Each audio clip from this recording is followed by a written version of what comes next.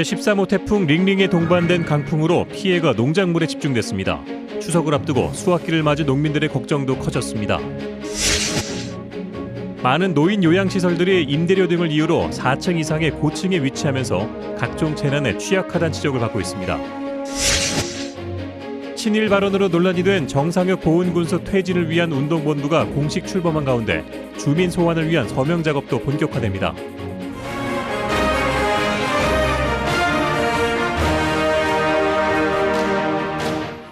시청자 여러분 안녕하십니까? 9시 충북 뉴스입니다. 제13호 태풍 링링은 충북에도 적지 않은 피해를 남겼는데요. 특히 남부 지역 농가의 타격이 컸습니다. 긴급 복구 작업이 시작됐지만 피해 규모는 계속 불어나고 있습니다. 민수아 기자입니다.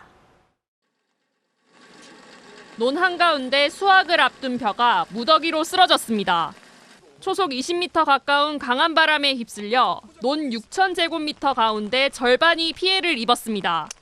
벼 이삭 한 톨이라도 건지기 위해서는 한시가 급한 상황.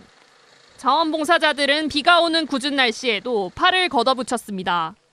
한 포기 한 포기 묶어 일으켜 세워보지만 역부족입니다.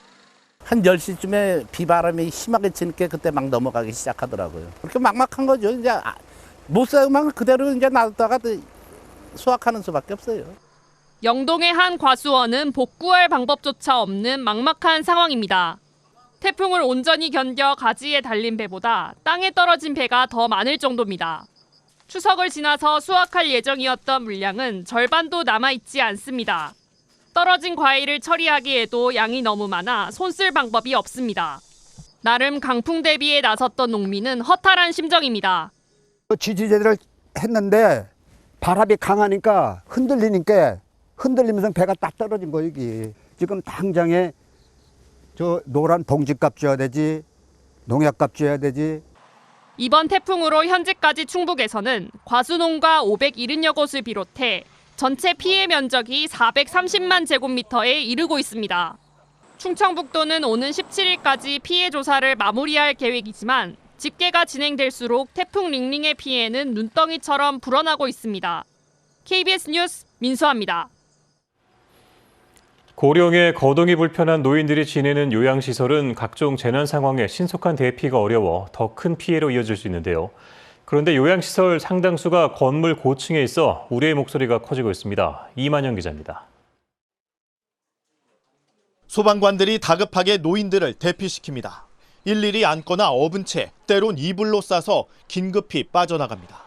1층에서 시작된 불로 5층에서 7층까지 입주한 요양원에 연기가 들어차면서 요양원 입소 노인 40여 명이 연기를 마셔 병원으로 이송됐습니다. 대피 장구인 완강기 등은 거동이 불편한 노인들에게 있으나 마나였습니다. 지난해 청주에서도 상가 지하실에서 시작된 불로 연기가 9층에 입주한 요양병원으로 유입되면서 노인 수십여 명이 긴급 대피하는 소동이 빚어졌습니다. 이처럼 고층에 위치한 노인 요양시설은 화재나 각종 재난 상황에 대피 등 긴급 대처에 어려움을 가중시키고 있습니다. 이제 자력으로 대피가 곤란하신 어르신분들이 많이 수용되어 있어서요. 그리고 이제 야간에 같은 경우에는 이제 근무 인원도 적고 그러다 보니까 더욱이 고층 시설은 노인 추락 등 안전사고의 위험을 키우지만 상가 고층에 입주한 노인 시설은 꾸준히 늘고 있습니다. 실제로 충북 지역 전체 노인 요양시설의 4곳 가운데 1곳꼴로 4층 이상에 위치했고 시설의 절반가량이 몰린 청주의 경우는 40%에 달합니다. 보호자가 도심에 가까운 요양시설을 선호하지만 높은 임대료 문제 등으로 인해 상대적으로 저렴한 상가 고층으로 올라갈 수밖에 없다는 것입니다.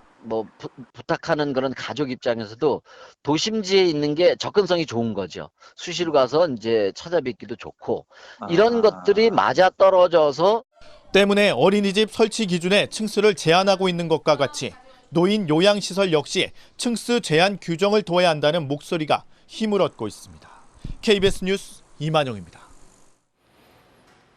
도시공원 문제 해법을 찾는 장기 미집행 도시계획시설 난개발 대책 민관 거버넌스가 오늘 회의를 열고 구룡공원 1구역의 민간개발 행정 절차를 재개하기로 했습니다.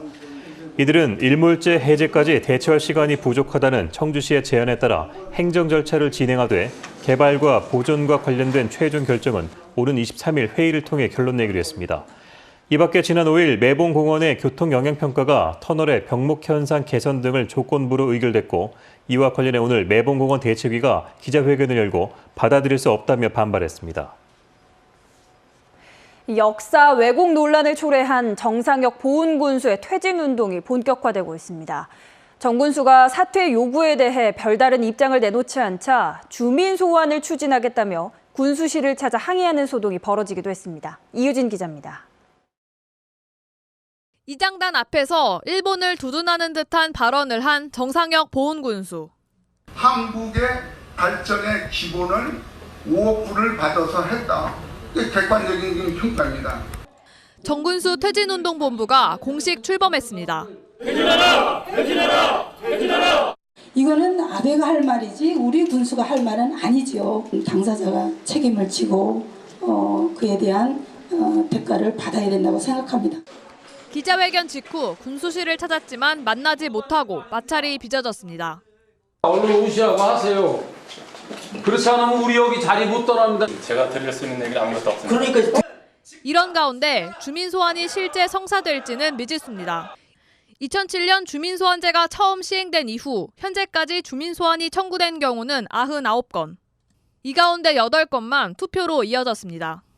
그러나 충족 기준인 3분의 1 이상이 투표에 참여하지 않아 무산된 적만 6건. 2007년 경기 하남시 화장장 건립 관련 갈등으로 시의원 2명이 소환돼 의원직을 잃은 사례가 유일합니다. 걱정이 이게 쉬운 게 아니거든요. 내실 있게 준비해서 또 국민들의 어떤 범국민 지지 좀 얻어내고 이렇게 해서 주민 소환을. 보훈군수 퇴진본부는 지역축제가 끝나는 다음 달 말부터 본격적으로 주민 소환 운동을 펼칠 계획입니다. KBS 뉴스 이유진입니다. 충청북도 교육청은 추석을 앞두고 위해 공사 현장의 근로자와 원도급 업체, 하도급 업체 등에 대금을 조기 지급하기로 했습니다. 준공 대가 지급 기한은 5일에서 3일로 단축시켰으며 노무비는 신청 후 1일 이내에 지급토록 했습니다. 현재 도교육청 발주로 시공 중인 공사 현장은 14곳이며 36개 시공사가 공사를 진행 중입니다. 국립충주박물관의 건립이 지난해에 이어 또다시 제동이 걸렸습니다. 내년 정부 예산안에 반영되지 않았기 때문입니다. 추진위원회는 즉각 반발했습니다. 최선희 기자의 보도입니다. 447억 원을 들여 5만 제곱미터의 부지에 연면적 1만 제곱미터 규모로 국립충주박물관을 건립하겠다는 것이 충청북도와 문화체육관광부의 구상입니다.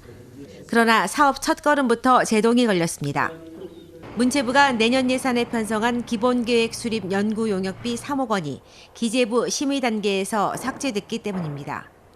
문체부는 사전 타당성 연구 용역 결과 사업성이 있다고 판단했지만 기재부는 이를 인정하지 않은 것으로 전해졌습니다. 지난해 예결위를 통과하지 못한 데 이어 2년째 국립충주박물관 건립이 무산 위기를 맞고 있는 것입니다. 박물관 건립 추진위원회는 즉각 반발했습니다. 금년엔 반드시 예산이 수립될 것이라고 생각을 해서 학술보고회도 5차례에 걸쳐서 해가지고 학자들도 전부 공감하고 있는 거거든요. 그런데 지금 이것이 무산됐다고 하는 것에 대해서 굉장히 유감스러운 입장을 표하고 이제 국회 예산 심사 과정에서의 예산 증액에 기대할 수밖에 없는 상황입니다. 국회 심의 과정에서 문체위 의원들 협력 구하고 그리고 정부 설득해서 정부 동의 얻어서 반드시 반영될 수 있도록 최선의 노력을 다하겠습니다. 5대 문화권 가운데 유일하게 국립박물관이 없는 중원문화권.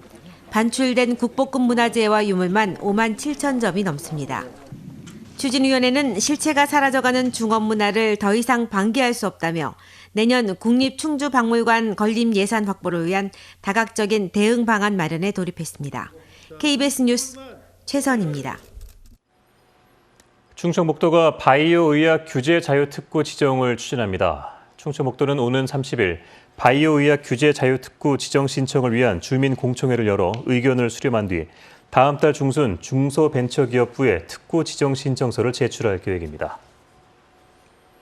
충북뉴스 마칩니다. 고맙습니다.